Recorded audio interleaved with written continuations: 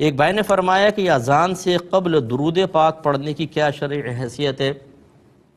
دیکھیں نبی کریم صلی اللہ علیہ وسلم کے دور میں جو اذانیں ہوئی ہیں اس میں تو ایسا نہیں تھا کہ پہلے درود پاک پڑھا جائے، لیکن اگر فرض کر لیں کوئی آج کے دور میں پڑھتا ہے تو حکم یہ ہوگا، یعنی اب سوال یہ پیدا ہوگا کہ کیا یہ جائز ہوگا کہ نہیں ہوگا۔ علماء نے واضح طور پہ فرمایا کہ اگر پہلے درود پاک پڑھتا ہے تو منع نہیں ہے، کیونکہ اللہ تبارک و تعالی نے ارشاد فرمایا یا ایھا الذین آمنوا صلوا علیہ وسلموا تسلیما، اے ایمان والو تو ان نبی کریم صلی اللہ علیہ وسلم پر درود اور خوب سلام بھیجو۔ کب بھیجو کب نہیں بھیجو اللہ نے کوئی کنڈیشن نہیں لگائی، جب ایک چیز بغیر کنڈیشن کے ہے تو ہم اسے جب چاہیں اختیار کر سکتے ہیں۔ اب لیکن یہ ضرور ہے کہ ایک سنت متوارث سے چلتی آئی ہے کہ اذان سے پہلے درود نہیں ہوتا تھا، اس لیے علماء نے فرمایا اس آیت کی روشنی میں پہلے درود پاک پڑھ سکتے ہیں، لیکن چونکہ سنت متوارث سے چلتی آ رہی ہے کہ متصلاً درود نہیں پڑھا گیا، اس لیے یوں کریں کہ پہلے درود پاک پڑھ لیں، پھر تھوڑا سا وقفہ کریں،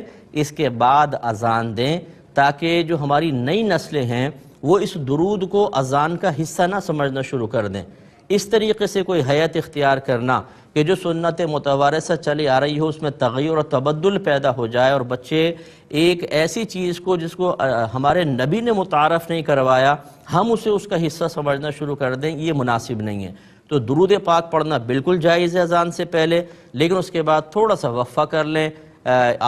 آدھے منٹ کا یا چلیں 20 سیکنڈ کا کر لیں، اس کے بعد پھر اذان دیں تاکہ سب کو واضح ہو جائے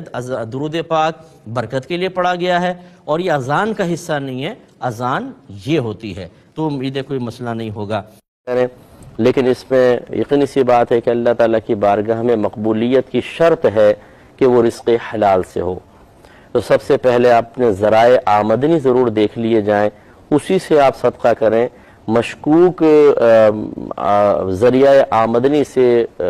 صدقہ کرنا یا خدا نخواستہ بالکل حرام قطعی سے صدقہ کرنا یہ بہت خطرناک ہے۔ حرام قطعی کا مطلب ہے کہ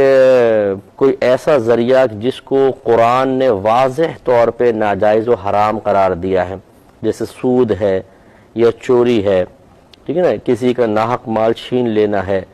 تو یہ جو اس طرح کوئی مال حاصل ہو اور پھر انسان اس میں یہ نیت کرے کہ چلو یار تھوڑا بہت اللہ کی راہ میں دے دیں تو ہو سکتا ہے اللہ تعالیٰ ہمارے اس گناہ کو معاف فرما دے،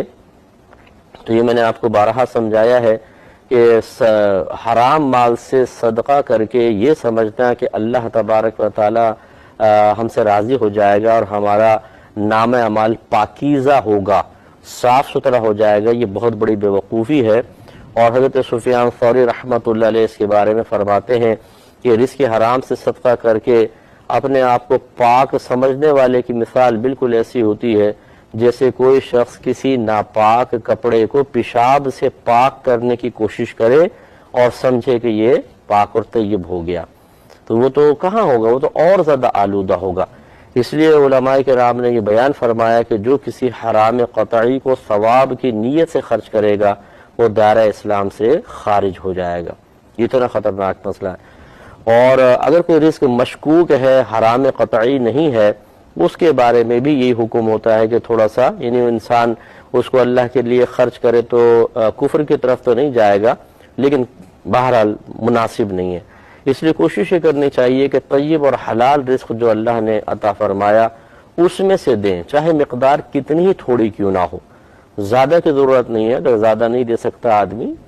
تھوڑا سا دے دے، 5 روپے 10 روپے نکال لے، مہینے کے اندر نکال دے تھوڑا بہت پیسہ، تو یہ بہت اچھا ہے۔ اور ضرورت مند کو دیں، یہ پیشہ ور فقیروں کو تو ہرگز نہ دیں، ضرورت مندوں کو دیں، تو انشاءاللہ عز و جل بہت حد تک بہتری ہوگی۔